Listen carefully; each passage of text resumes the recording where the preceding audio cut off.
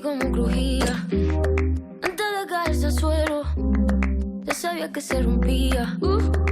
Está parpadeando la luz del descansillo. Una voz de la escalera, alguien cruzando el pasillo. Malamente, sí, sí, malamente. Mira, malamente. ¿A qué toma? Malamente. Y yo, malamente. Malamente. Se ha puesto la noche rara. Me salió luna y estrella. Me lo dijo esa gitana, que mejor no salía a verla. Sueño que estoy andando por un puente que la acera. Mira. Cuanto más quiero cruzarlo, va. Ismael, productor de tomate con tradición familiar, de toda la vida. Sí, llevamos bastantes años, desde el año 50 y pico, con mi abuelo, ¿no? Empezando con las primeras plantaciones. Y bueno, hemos ido evolucionando, la empresa también evolucionó y como todo en la vida ya hay cambios, ¿no? Hay nuevas empresas y nuevos proyectos y nuevos tipos de cultivar también. ¿Qué queda de aquellas fincas como las que tenía tu abuelo?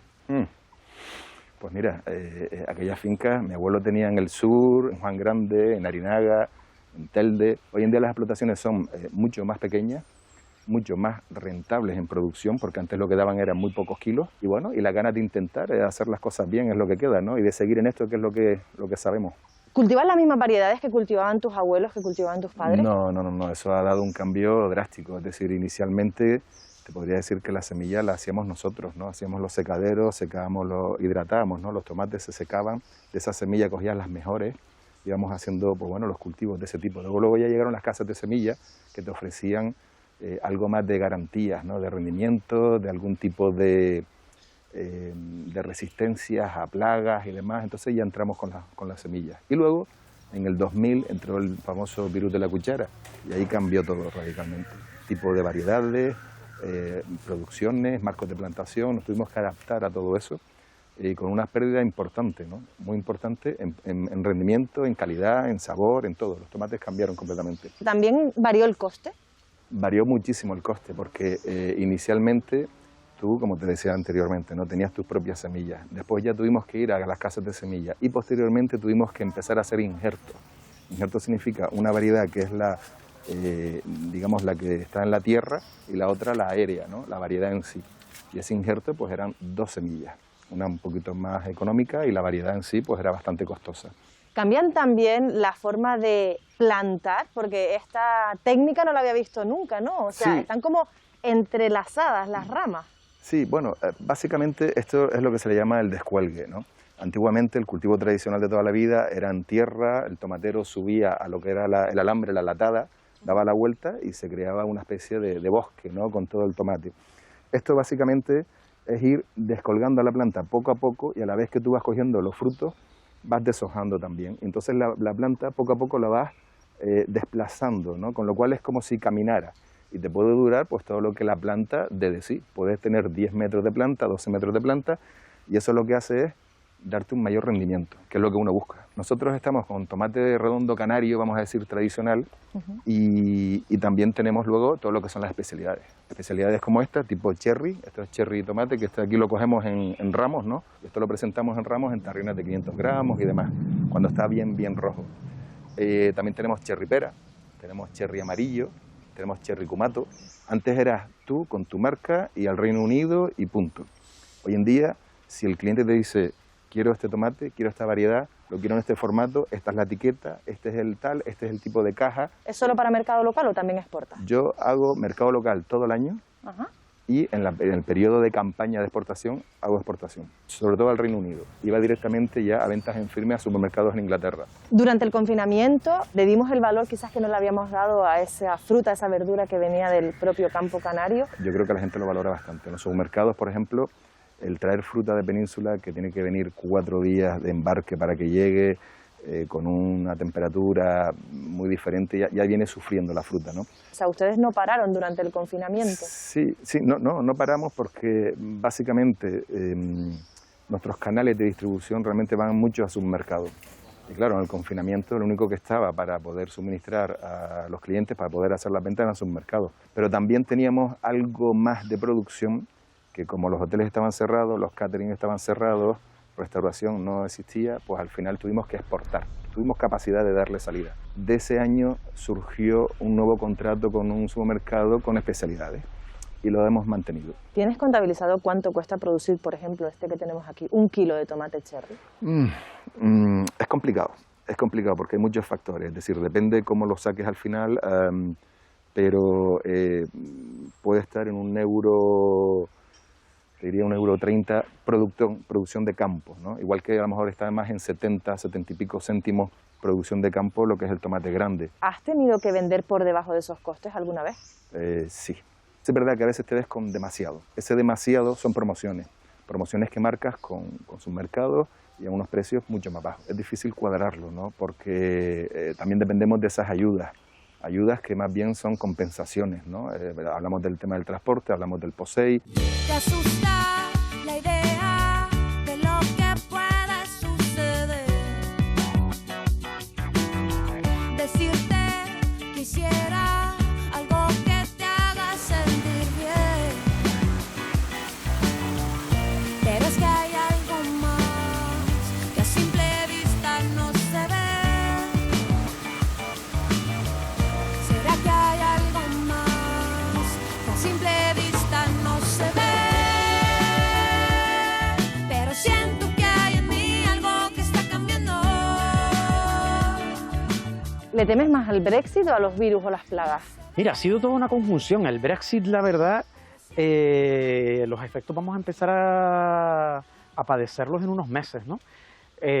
Volvemos otra vez a hablar del competidor por excelencia, Marruecos. Marruecos consiguió firmar un acuerdo comercial preferencial con Reino Unido el mes de junio anterior a que se produjera ya el desenchufe total. Los comerciales que tenemos en Reino Unido dicen, ya lo venían observando, ¿no? Cómo Marruecos iba teniendo un incremento cada vez mayor, y el de este año ya ha sido bueno, una cosa espectacular. De hecho, tal es así que hay una línea marítima nueva que acaba de empezar a operar entre Agadir y Reino Unido, vamos, London Gateway directamente, ¿no? Marruecos nos adelantó por la derecha. ¿Podemos competir contra el tomate marroquí? Porque al menos en costes lo tenemos un poco complicado. Adelantó por la derecha, por la izquierda, por arriba y por abajo. No lo vimos venir del todo, ¿no? Hubo un acuerdo comercial preferencial en la Unión Europea. ¿Qué sucede con Marruecos? Bueno, pues principalmente que los costes de producción son muchísimo más bajos. Otra parte que también a veces se obvia mucho, ¿no? Que es la inversión que hacen empresas europeas en Marruecos. ¿Cuántas toneladas? No sé de qué manera se cuantifica, pero Pues fíjate, ¿cuánto dejamos de exportar? Nosotros en el año 99, la campaña 98-99, que fue casi la anterior, 97-98 fue la mejor que hubo. Pasamos de las 352.000 toneladas a las 40.500 de la campaña del año pasado. Se han perdido 310.000 toneladas. Pasamos de casi unas 1.346 hectáreas pues a malamente 400 y poco que tenemos ahora. Si nosotros ahora estuviéramos con nuestras 352.000 toneladas, te digo ya que, vamos, ¿llegaríamos a poder colocar la mitad? No, lo dudo. A los costes actuales, con los competidores actuales y los volúmenes actuales, vamos, imposible. ¿Cómo puede sobrevivir un sector al que no le salen los números? Porque está abocado a sine die depender de las ayudas. Muy malamente. De hecho, pues aproximadamente unos 70 productores que había a finales de los 90, hoy quedan 6. ¿Y esos 6 se llevan las mismas ayudas que se llevaban 70 o las ayudas también se han reducido? No, porque en aquella época no había ese sistema de ayudas que hay ahora, porque no teníamos la competencia que tenemos ahora. Ten en cuenta que ahora hablamos de Marruecos, pero Marruecos no es el único competidor que tenemos. Cuando llegamos a Europa también llegan los tomates de península y también llegan los tomates de Holanda, así como del resto de productores de Centro Europa. Y a Marruecos, que hablamos sobre Marruecos, se nos viene a sumar Túnez, Egipto, principalmente ahora, y ya metidos en el continente europeo, Asia, Turquía también.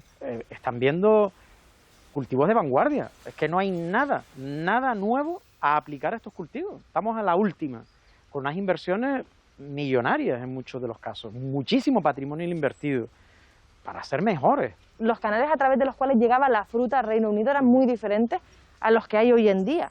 La campaña 16-17 ya vimos que no llegábamos a la mitad.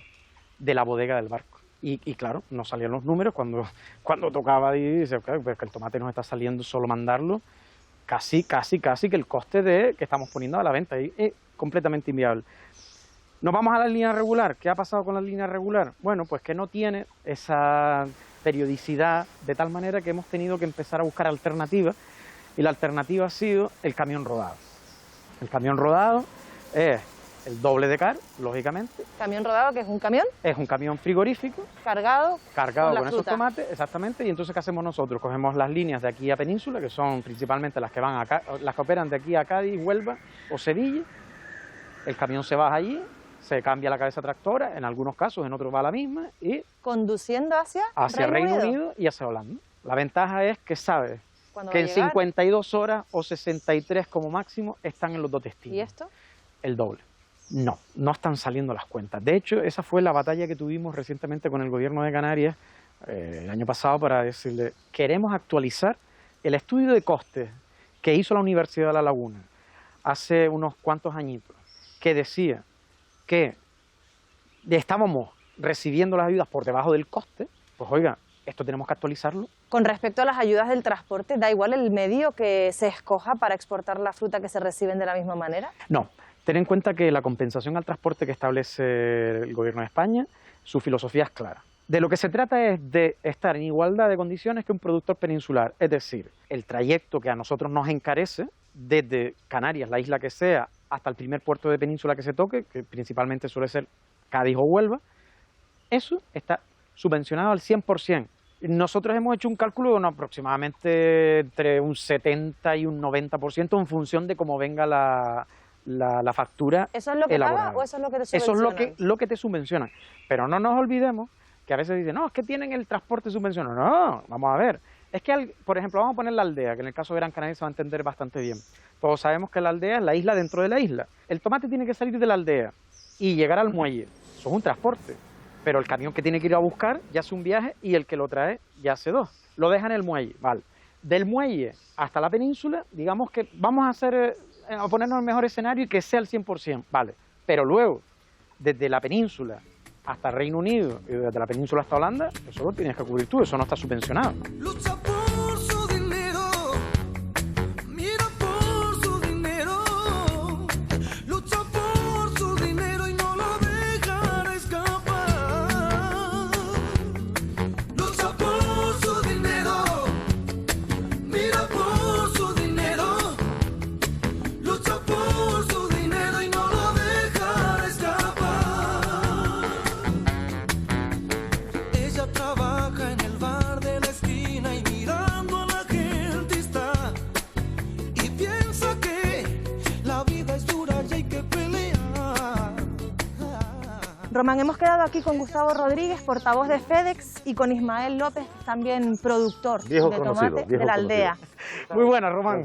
¿Cómo Saludos. están? Muy buenas. ¿Bien? Buenos días. Bienvenidos. Sí, muchas Me gracias. gustaría hablar con ustedes de la situación del tomate. Hemos pasado de 400.000 toneladas a 50.000. ¿No hubo manera de salvar el sector? Bueno, yo creo que principalmente lo que ha sucedido ha sido una conjunción de casualidades una detrás de otra que yo creo que ni en la peor pesadilla que uno pudiera tener pudiera haber imaginado que todas se podían haber juntado. Porque desde las propias plagas que nos entraron, y ya eso fue un elemento determinante, lógicamente acuerdos comerciales preferenciales de la Unión Europea con terceros países, Marruecos y otros a posteriori, y luego la propia administración, que esa sí que no nos la esperábamos, ¿no? Cuando en un momento determinado, con la compensación al transporte del año 2006 y en el 12 se nos hace un requerimiento, un poco más o menos, que se nos venía a decir que nos habíamos gastado de manera fraudulenta esta compensación, esta ayuda, todo junto hizo que, vamos, es imposible, no hay cuerpo que resista esto, ¿no? ¿Faltaron ayudas, Román? El mundo cambió, la globalización se impuso en todos los órdenes y también en este. Yo creo que el primer problema del tomate fue la competencia, en muchas ocasiones desleal, de otros productores. Luego el tema fitosanitario, las plagas han sido terribles, terribles. Y luego las administraciones no siempre estuvieron a la altura. Esa etapa del cuestionamiento de las ayudas al transporte hicieron mucho daño. la cantidad era de 20 y tantos millones de euros, una cantidad moderada para el conjunto de la administración pública, pero se demonizó, digamos, a los productores y la propia organización. Yo siempre digo que los productores de tomate, que son muy próximos, yo conozco bien el sector, se organizaron de manera menos eficiente que lo que hicieron, por ejemplo, los productores del plátano. Yo creo que también ahí hay que ser autocríticos. Coincidimos. La unidad no fue la debida y la presión no fue suficiente, porque en esta vida nuestra Seguro. hay un refrán que dice que el que no llora... no mama. ¿Estás de acuerdo, Ismael? Hubo un punto de inflexión muy importante, ¿no? Y que eso, a partir de ahí, radicó un cambio bestial en todo lo que fue la agricultura del tomate en general. Estamos hablando del virus de la cuchara.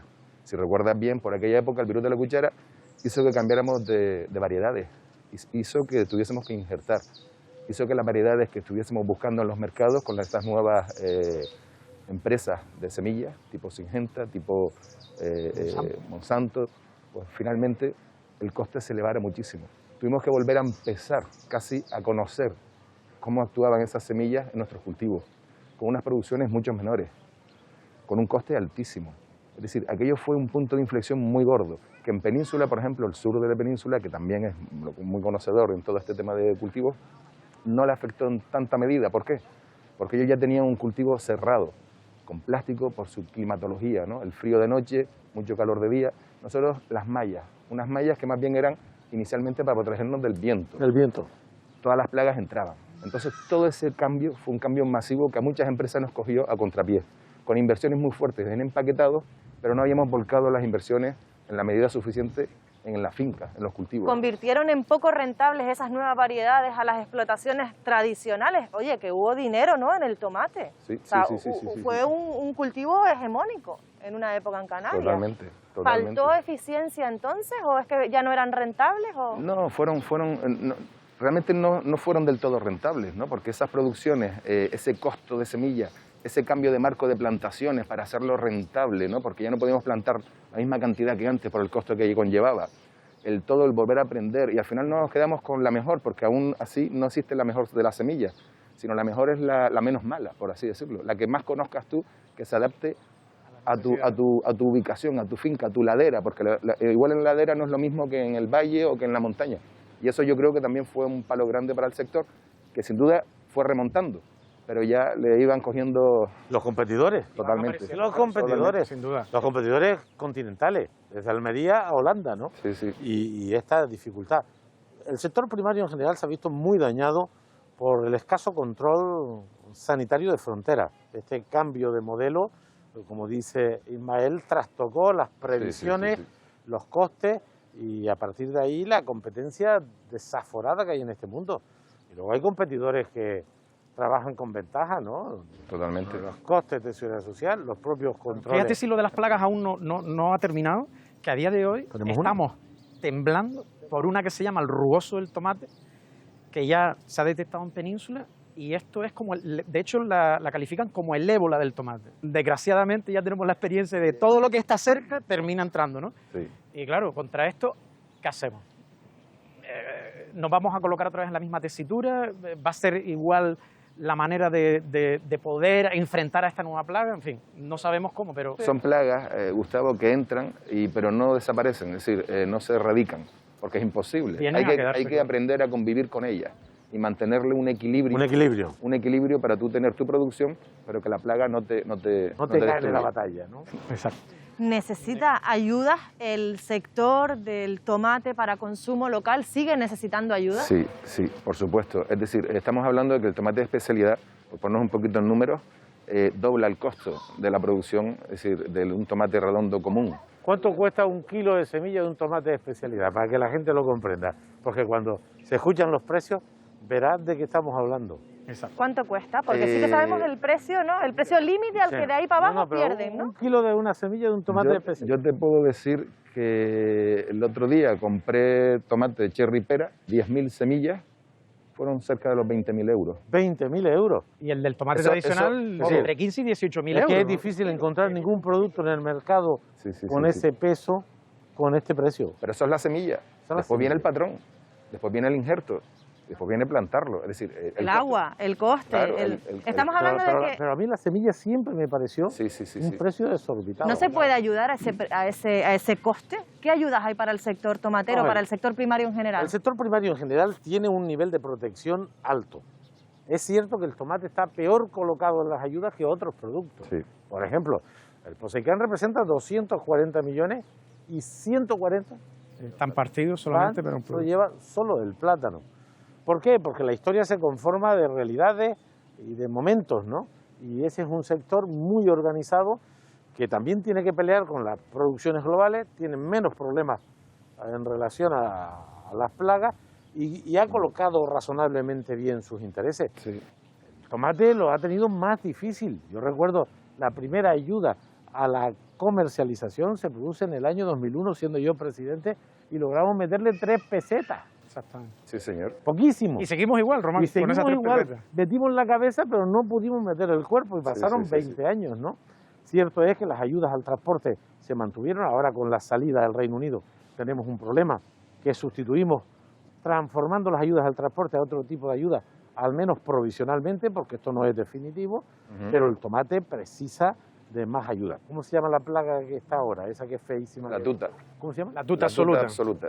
Pues ahí tendremos que echar una mano. La consejera, sé que estuvo el otro día, no sé si Ah, ¿te estaba- refieres a la mancha negra? A la al mancha mildio, negra, Mancha digo negra, esa. al mildio. Vale, el vale, Que mildio. yo no lo he visto físicamente, lo vi en el periódico y me pareció Sí, sí, sí. una sí, cosa Como si horrorosa, cogiera un ¿no? soplete. Sí, como si Igual. hubieras quemado. Y de hoy para mañana. Pues habrá que hablar, los seguros, hay ayudas a los seguros, hemos logrado meter en el REF a un 65% más de ayuda, de manera al agua, hay que seguir ayudándola. Pero yo creo que es muy importante lo que está haciendo Ismael, y es adaptarse al mercado, a las nuevas demandas. Y buscar salida también para el tomate con lo que ha ocurrido, por ejemplo, con el Brexit. Vamos a ver, el Brexit pasa a ser país tercero y por lo tanto es como si fuera Rusia. A todos los efectos. A todos los efectos. Digamos, la relación de la Unión con el Reino Unido, con Rusia, con Canadá o con Japón es de similares características. Haber un tratado comercial que no es más intenso que el que tiene la Unión Europea con Canadá, que está un poco poco lejos, más lejos. ¿no? Por lo tanto, ahí hemos sufrido una pérdida en la Unión muy preocupante, además porque era contribuidor neto, porque estamos hablando de uno de los grandes estados, y ha afectado al sector de la exportación hortofrutícola, y por tanto tomates y pepinos están afectados.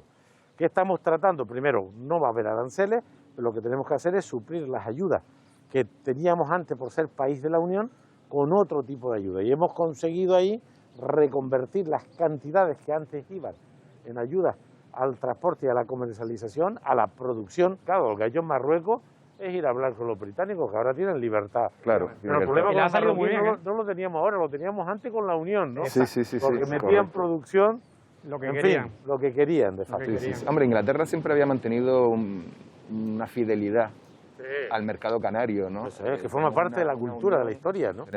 Totalmente. Mira el Canary Wharf, ¿no? Por ejemplo, es la insignia canaria allí en medio de la City, De la ¿no? City, Donde ¿no? llevaban a los puertos, a los Me muelles. emociona verlo, por Sí, cierto. la verdad que sí, ¿no? Entonces yo creo que se mantiene siempre algo, pero la desgracia y la pena es que el sector ha ido a menos y carece de fuerza y De volumen para poder de capacidad defender. para volver a retomar, ¿no? Todo aquello. Es una pena, ¿no? Una pena. Pero Este encuentro enriquece, pero sí que es cierto que a lo mejor podemos establecer retos, ¿verdad? A través de él. Tienen al consejero de las perras aquí, ¿no? Entonces, quizás él... No, mira, lo bueno que tiene el consejero de las perras es que otra cosa no tiene, pero que conocernos conoce yo creo que mejor que ningún otro. Yo me crié entre tomateros. Mira, sí, lo acaba sí, de sí, decir él perfectamente, ¿no? Y a veces cuando nos hemos reunido y hemos intercambiado la información, el estado de cómo nos encontramos y demás, siempre ha sido Román siempre ha sido muy no Sí, receptivo a lo sí. siguiente y a veces incluso se adelanta a nosotros, porque ya sabe Cuando lo no que... vienen ellos, vamos nosotros. Exactamente, sí. No, y la ayuda al transporte, ¿no? Vino Ayuda al muy- transporte, la llevamos al 100%. Vamos, Totalmente. Una pelea dura. Sí. Ahora tenemos una ayuda a la producción de agua para el río agrícola, no estaba en el REF, lo incorporamos. Las perras del Departamento de Agricultura son ayudas. Además, el Román, Poseicán son ayudas. Tenemos dos herramientas muy buenas ahora mismo. Tenemos un REF, tenemos un Estatuto de Autonomía renovado, reformado y demás, pero siempre les he escuchado, sobre todo a Fermín en muchas ocasiones, que es que Madrid es obtusa, no termina de entender nuestra situación, pero año tras año vuelve y se le explica y otra vez hay que estar peleando con ellos precisamente porque ahí es donde hay un escollo brutal. En esto brutal. y en casi todo. Sí, sí, ya, claro. El enfoque de las ayudas, está claro que por un lado la ayuda al transporte, que nosotros siempre lo hemos considerado como compensación al transporte. Compensación, Compensación. no ningún regalo. Correcto, Estoy de porque acuerdo. tenemos que ser igual de competitivos que el productor que está en el sur de la península. Oye, yo Efectivamente. quiero llevar mis productos a Inglaterra, al Reino Unido, al continente, donde sea. Oye, pues tengo que tener esa igualdad de condiciones, ¿no? De alguna manera. Nosotros tenemos que traer todo, productos, fertilizantes, La semilla. semilla, es decir, un poco de todo, con todo el coste que eso conlleva. Bueno, pues todo eso y el esfuerzo tan grande que estamos haciendo por mantener los cultivos activos, que también genera una cantidad de empleo importante en una, vamos a decir, línea de personas no tan formadas, pero necesitadas, perdón, de tener su estabilidad económica también, pues yo creo que eso es un empuje importante, ¿no? Porque ya no solo hay que ver el tomate como tomate, sino verlo como la estabilidad social que puede crear alrededor, ¿no? Pero también tenemos una parte positiva, ¿no? Llevamos 135 años exportando, principalmente a Reino Unido y a Centro Europa y países escandinavos y todo lo que se tercie por el camino.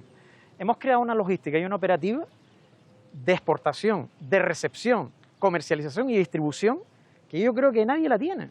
Y Canarias está perdiendo una oportunidad grandísima en otros productos, de aprovechar no solo esa experiencia, sino esas plataformas que tenemos hoy en día. Y lo hemos comentado en muchísimas ocasiones. ¿Te refieres a crear sinergias con otros Por sectores ejemplo, agrícolas? se me ocurre, imagínate que mañana haya un exportador de lechuga, una lechuga especial, porque hay que trabajar en un producto distinto para poder competir por nuestra distancia y demás.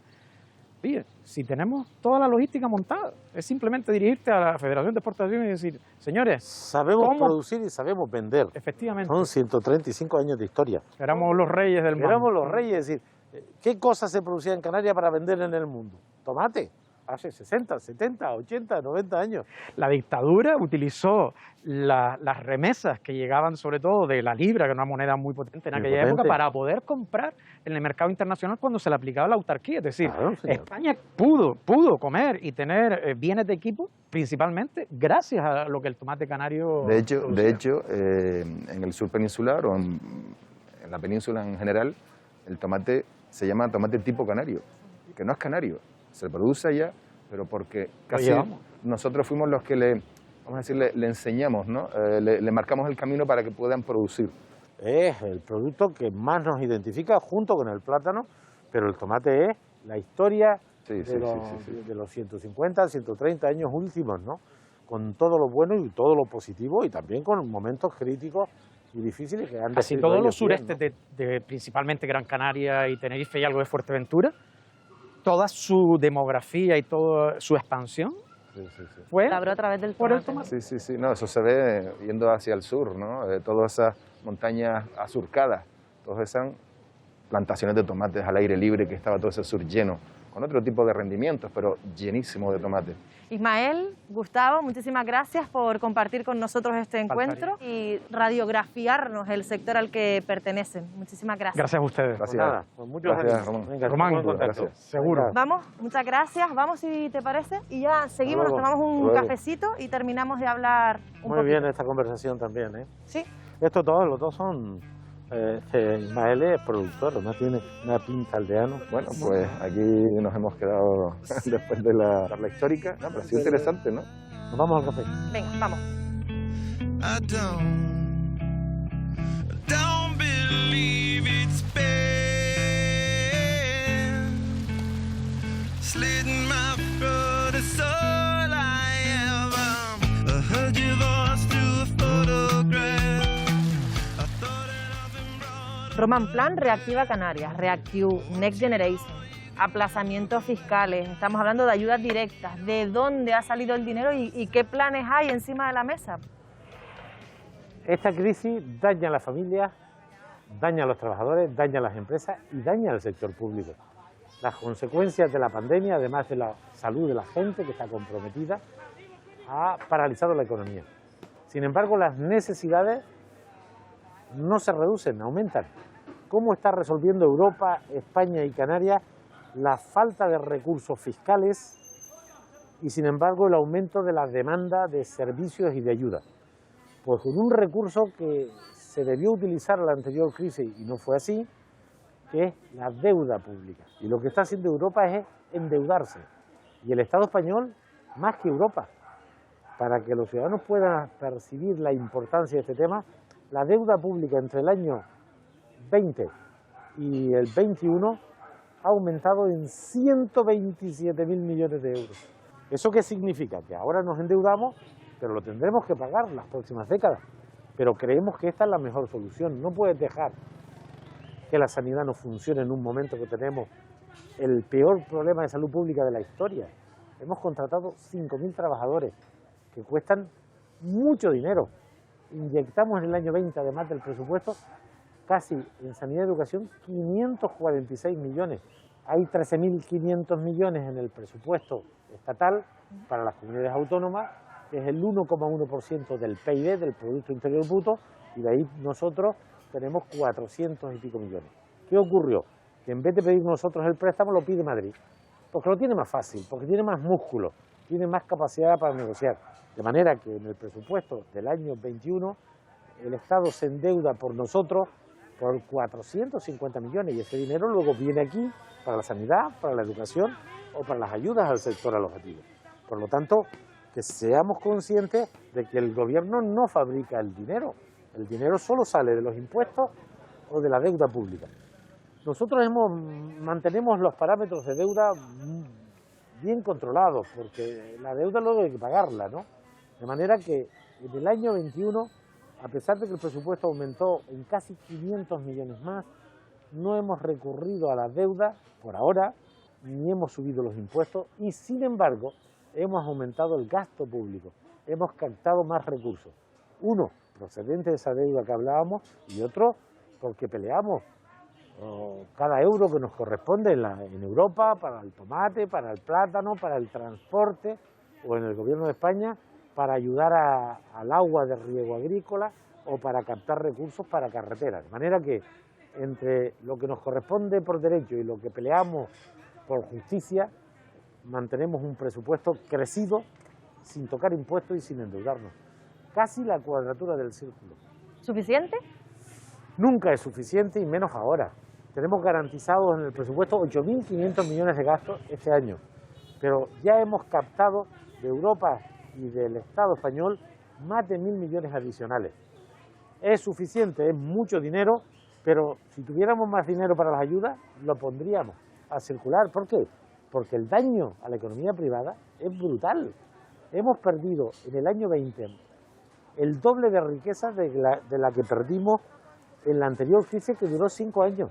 Esta es la crisis económica más intensa, más dañina en tiempos de paz.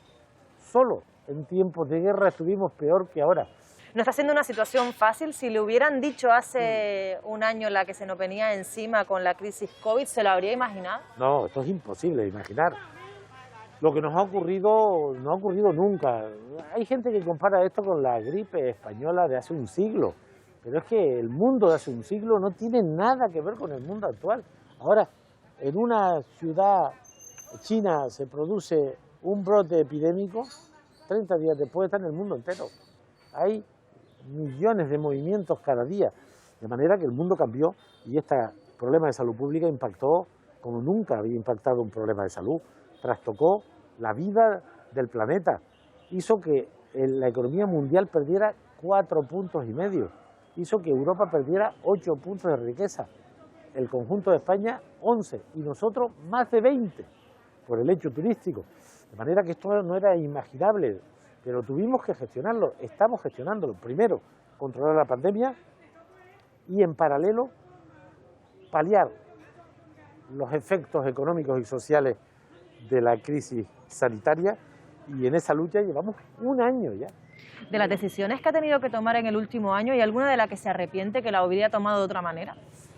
Bueno, uno siempre tiene que ser uno autocrítico, pero las decisiones las hemos tomado con mucha intensidad, yo creo que con mucho rigor, olvidándonos ahora de la política cotidiana. Yo digo que no hay tiempo para conspiración, no hay tiempo para perder. El tiempo hay que dedicarlo a combatir la pandemia y en Canarias lo hemos hecho bien. Tenemos mejor perfil epidémico desde el principio hasta ahora que el resto de España y que el resto de Europa, y eso es mérito de la gente. La gente ha hecho caso a nuestras recomendaciones, a nuestras directrices y también un sistema sanitario que hemos potenciado. Hemos controlado la pandemia gracias a la gente, gracias a las medidas del gobierno y de manera especial a los sanitarios.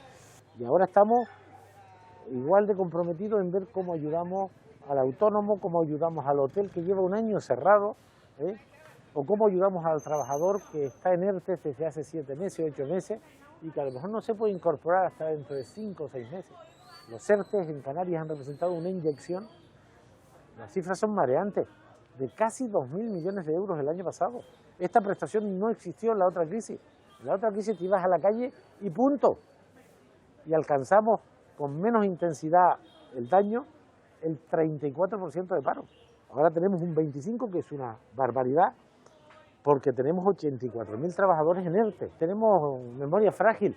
El año 13, las tasas de desempleo en Canarias alcanzaron el 34%. Ojo, pero el sector turístico estaba vivo. Pues por eso digo, es decir, la intensidad de la crisis anterior, a efecto de prestaciones sociales, fue un desastre. En esta ocasión, Europa, España y Canarias hemos buscado dinero para los ERTE, para el ingreso mínimo vital, para la prestación por cese de actividad a los autónomos.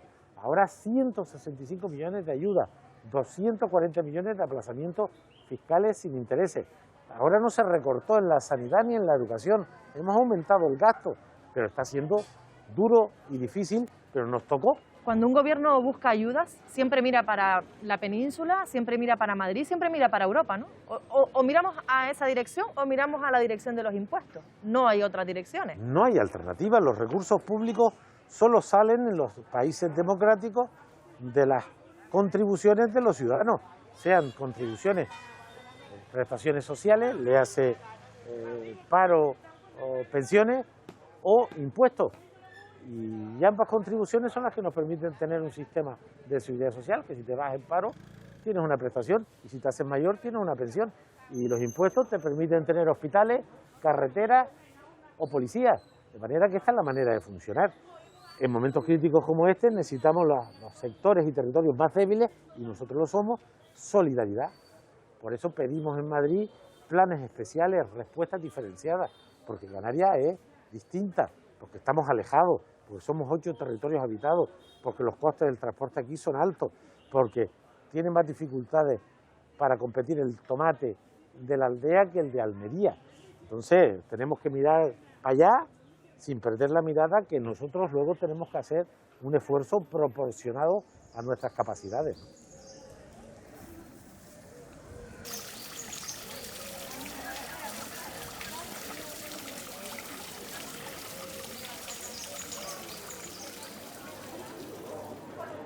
Es difícil combinarlo todo y garantizarlo todo. Pero yo creo que estamos haciendo de tripas corazón. De tripas corazón. Yo nunca había tenido una vida tan... Román, Sí. quítate la mascarilla completa para beber. Pero sin hablar. Eso, sin hablar. Ahora mira para Alicia nada más. Eso es imposible. Niveles 3 o 4 sanitarios necesarios para el conjunto de la ciudadanía, pero hay un sector que se ha visto verdaderamente perjudicado y es el sector de la hostelería. Ellos hablan de que en vez de un aplazamiento fiscal quizás sería necesaria una exoneración de esos impuestos. ¿Es posible perdonárselo? Nosotros tenemos una fiscalidad muy inferior a la media española. Y de cada 100 euros que se producen en España se pagan 33, 34 de impuestos, nosotros estamos en torno a 20, 21. Ese diferencial fiscal se garantiza y se mantiene. Pero si no hay ingresos, ¿cómo se financia la sanidad? ¿Cómo se financia la educación?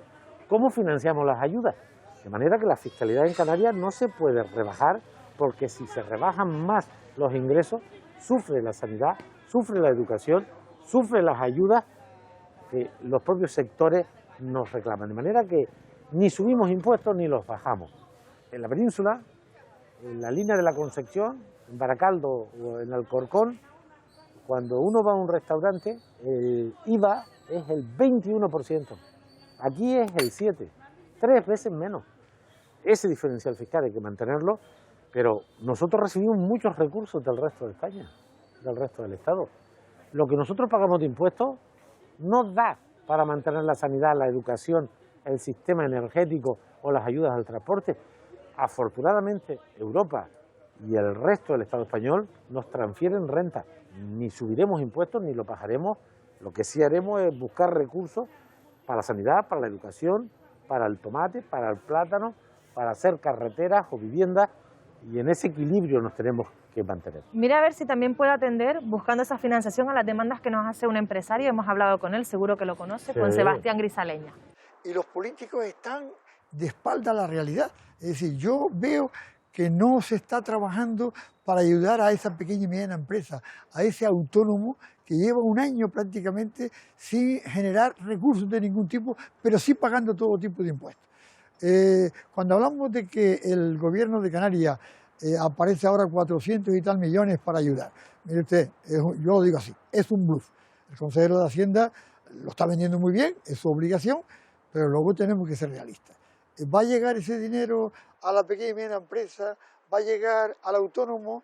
La ayuda europea, la ficha financiera no está cerrada, por tanto lo ponemos en entredicho, y los 200 y tal millones que vienen, que proceden de ayuda del gobierno de Canarias, eso es para alargar el plazo de aquellos impuestos que tenemos que pagar.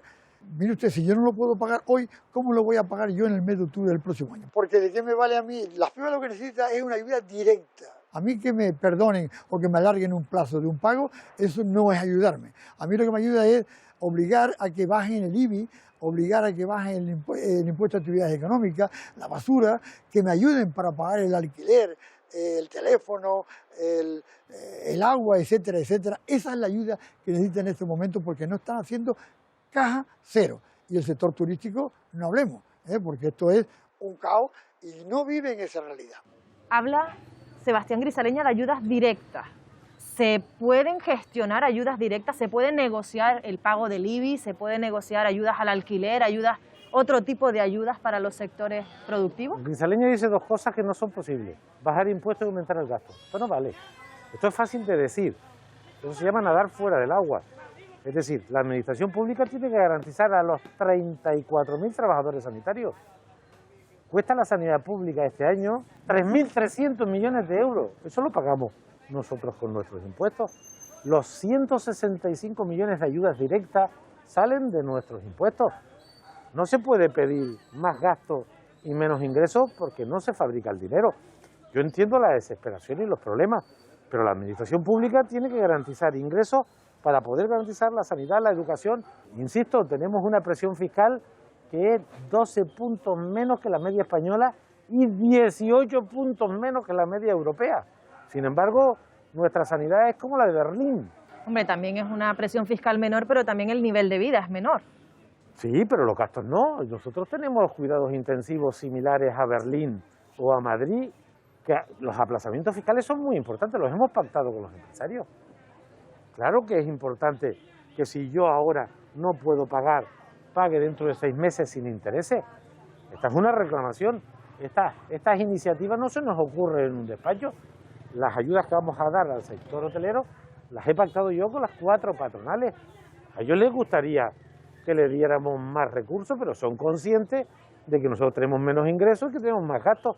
Bueno, pues ahora estamos pactando y buscando un mecanismo, por ejemplo, para financiarles, darles una ayuda equivalente a lo que les cuesta el impuesto de bienes inmuebles. Tienen sus instalaciones cerradas, pero ese impuesto lo tienen que pagar a los ayuntamientos.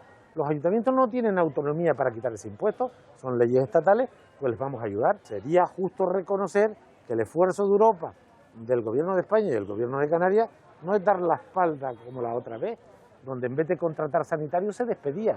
Si nosotros no conseguimos normalizar la situación de salud, esta crisis persistirá, seguirá generando desempleo, destrucción de empresas y deterioro de la cosa pública.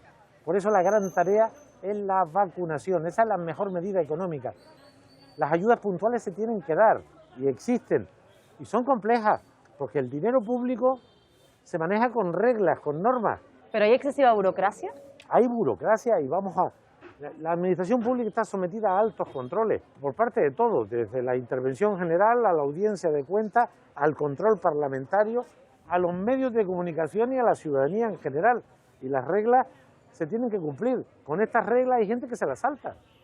Eso que hemos vivido dramáticamente de forma minoritaria pero muy dañina, que son la corrupción. Los controles existen para evitar la picaresca, para evitar las trampas, para garantizar la igualdad. Pero ahora estamos muy mal y vamos a buscar los mecanismos de acortar los plazos y simplificar los requisitos. Pero siempre tiene que haber plazo, siempre tiene que haber convocatoria y siempre tiene que haber requisitos, porque el dinero no es del consejero de Hacienda, el dinero es de los ciudadanos. A mí me parece bien la exigencia del pueblo a sus representantes para que cumplan con su deber, para que sean exigentes. Luego tenemos obligaciones también los ciudadanos. Y nos falta conciencia en esas obligaciones. Bueno, en materia fiscal, sin duda, los países del sur de Europa, ahora cada vez menos, pero se valoraba, se premiaba, se le reía la gracia al defraudador, al pícaro. En los países del centro y del norte de Europa, los defraudadores están mal vistos, son malos ciudadanos. Por eso hay que generar conciencia fiscal. Si todo el mundo paga, a lo mejor tenemos que pagar menos. Pero hay gente que se escaquea, que se salta las normas. ¿Cree que hay mucha gente que se escaquea en Canarias? Bueno, hay estimaciones. La media de fraude fiscal en la Unión Europea son estimaciones, porque si tuviéramos los datos los perseguiríamos. Se hacen cálculos, se hacen investigaciones. La media de fraude fiscal en los países de la Unión está en el 12%. El Estado español en el 20%. Y Canarias, en las estimaciones, estamos en el 28%. ¿Y cómo lo hacemos? Pues gente que no paga la seguridad social de sus trabajadores, gente que no paga los impuestos, gente que escaquea sus obligaciones. Y por eso es muy importante, y ustedes juegan un papel muy relevante, trasladar que la cosa pública no se financia del aire, que el dinero no se fabrica, que el dinero sale de los impuestos. Y si todo el mundo paga, y paga en función de su capacidad, no es lo mismo ganar 11.000 euros que no deben pagar impuestos, que ganar 380.000 que deben pagar muchos impuestos. Entonces el planteamiento es, la mejor política fiscal es ampliar la base de los contribuyentes, que todo el mundo pague en función de su capacidad. Y en Canarias tenemos que seguir avanzando, tenemos que generar conciencia y en ocasiones perseguir y sancionar a los que no cumplan con los deberes fiscales, porque eso dañan al resto de los contribuyentes. Si aquí hay un 28% teóricamente de fraude fiscal, debemos bajarlo. La directora de la agencia tiene un plan, tiene una estrategia. Primero, educativa, que la gente sepa lo que cuesta un trasplante renal, lo que cuesta la carretera de la aldea, lo que cuestan las ayudas que damos al sector primario. Si hay gente que no paga, nosotros tenemos que pagar más y no es justo. Román, ¿entienden que muchas veces la ciudadanía mira hacia los políticos? Ha habido políticos que han cometido fraude, delitos de fraude, y dicen, bueno, total, si ellos roban, no dan ejemplo a la ciudadanía, al final lo puede llegar a entender. La corrupción es el veneno de la democracia. Son minorías los que meten mano en la caja de todo, pero el daño que hacen es inmenso. Es cierto que está circunscrito a minorías, y yo diría que a determinados partidos. Y por lo tanto eso lo tenemos que combatir con todas las fuerzas. Por eso las reglas se tienen que respetar. Si el dinero yo lo sacara del banco y lo repartiera aquí en la plaza de esta preciosa ciudad, habría un riesgo alto a que alguien hiciera mal uso. Los recursos públicos están tasados, están intervenidos, están controlados. Cada euro que sale, que ingresa, y cada euro que sale, cada gasto está supervisado, tasado, auditado. Es fundamental el control para evitar esas prácticas minoritarias que hacen un alto daño. Y cuando estos casos se producen, ¿es razonable? No, es necesaria la indignación, la repulsa ciudadana, y lo ideal sería también el castigo electoral, porque también nos hemos encontrado organizaciones que tienen estas prácticas. Una vez le puede pasar a cualquiera, dos a lo mejor, pero 3, 4, 5 y 20 es menos razonable. Y luego siguen manteniendo apoyo popular, de manera que me parece bien la indignación frente a la corrupción. No es justo generalizar esta crítica a todo el mundo, porque la inmensa mayoría de la gente trata de hacer su trabajo con las reglas, con honestidad, con pasión, con entrega, con rigor, y a veces paga aquí justo por pecador. Pero soy muy partidario de la dureza frente a la corrupción, de la indignación ciudadana, pero la respuesta no puede ser yo hago lo mismo. La respuesta tiene que ser eso no se puede tolerar. Antes de terminar esta entrevista, Román, me gustaría comentarle un tema. No solo estamos hablando de captación de recursos, sino hablamos de gestión también. ¿Gestionan mejor las mujeres? En el ámbito de lo público, afortunadamente son mayoría. En la judicatura, en sanidad, en la administración general. Yo tengo entre mis colaboradoras mujeres extraordinariamente valiosas y competentes, desde la interventora general a la directora del Tesoro o la directora de la agencia tributaria. Por tanto, creo firmemente que esta es una de las claves de una sociedad democrática, igualitaria y justa, y yo digo que eficiente. Yo tengo 3 hijos, 2 hijas y un hijo. Y son especiales en la entrega, en los rendimientos, en el orden. De manera que el futuro es de la mujer y en gran medida el presente, aunque no hay que conformarse. Y yo creo que es una de las claves del futuro de las sociedades modernas y democráticas, un potente papel de las mujeres en todos los órdenes de la vida, desde la política a las empresas, desde la administración pública al ámbito laboral, en cualquier orden, ¿no? Otro de los retos, el futuro. ¿Qué fortalezas tiene Canarias y cuánto tiempo tardaremos en ponerlas encima de la mesa para dejar atrás esta crisis? Bueno, nosotros hemos tenido una ventaja sanitaria, que son los datos, ¿no? Nuestra incidencia está muy por debajo de la incidencia del resto de España y de la Unión Europea, pero el daño económico es el doble de peor que la media. Si Europa perdió 8% de riqueza el año 20, España ha estado 11%, nosotros más del 20%. De manera que hemos tenido más daño económico que otras comunidades y por lo tanto las consecuencias están siendo más duras. El tiempo de recuperación va a depender de una variable que no controlamos, que es la pandemia. Por eso yo siempre digo que la primera tarea del gobierno es vacunación, la segunda es vacunación y la tercera es vacunación, porque sabemos que si corregimos la situación de salud pública que estamos viviendo, vendrá la recuperación. ¿Cuánto tardaremos? Más que otros, porque el daño es mayor y nuestro sistema productivo está vinculado de forma absoluta a la movilidad, porque nuestro sistema turístico es servicio, es hostelería, es turismo.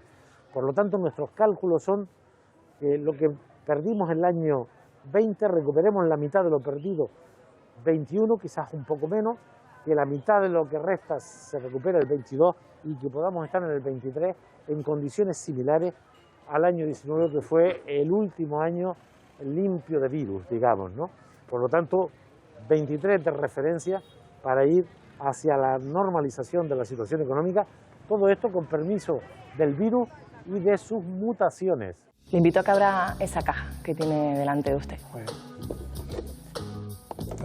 ¿En quién confía el presidente del Gobierno de Canarias? Bueno, los que me conocen dicen que una de mis habilidades es que escucho bastante, ¿no? Algunos dicen que es una debilidad porque me cuesta tomar decisiones, ¿no? Tenemos un muy alto índice de pobreza. ¿Cree que esta crisis va a acentuar esas diferencias? Debiera servir para lo contrario, ¿no? Yo me hago una pregunta. ¿Por qué con 17 millones, 18 millones de turistas en un año teníamos un 21 o 20% de paro? Me gustaría en este momento hacer un repaso con ustedes de los problemas que ha tenido el sector servicios. Hemos pedido muchísimas cosas que vemos que no se han llevado a cabo. Que nos echen un salvavidas en medio del océano cuando nos estamos ahogando.